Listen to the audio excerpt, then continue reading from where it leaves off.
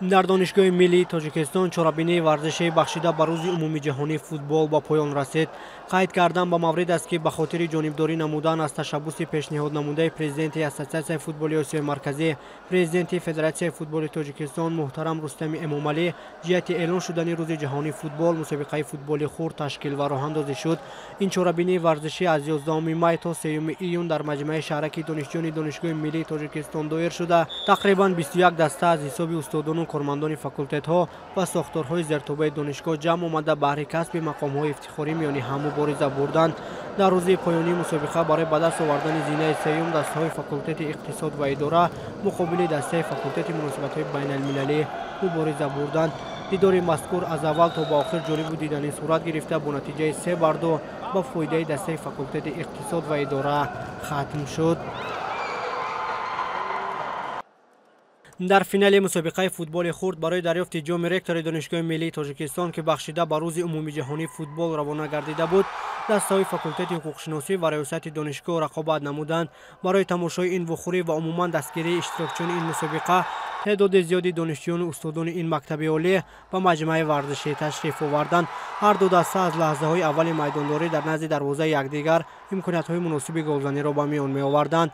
وقتی اساسی این بازی با نتیجه مساوی 2-2 به پایان رسید و طبق قاعده و خاطر معین نمودن این دسته غالب ضربه‌های پنالتی تعیین شد. در اجرای سلسله ضربه‌های پنالتی بازیگران دسته فاکولتت حقوق شناسی دقیق‌تر بودند و با حساب 6-5 به غلبه دست یافتند.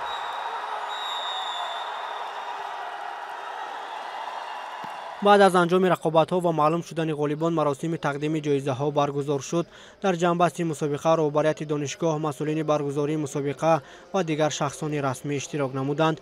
رهبریت دانشگاه ملی تاجیکستان ضمن صحبت از سیاست ورزش پرورانه اساسگذار صلح و وحدت ملی، پیشوای ملت پرزیدنت جمهوری تاجیکستان محترم امامعلی رحمان و پیشنهاد پرزیدنت فدراسیون فوتبال تاجیکستان محترم رستم امامعلی بهر حاضرین یادآور شده از تمام اشتراکچیان مسابقه به خاطر نشان دادن بازی زیبا اظهار سپاس نمودند.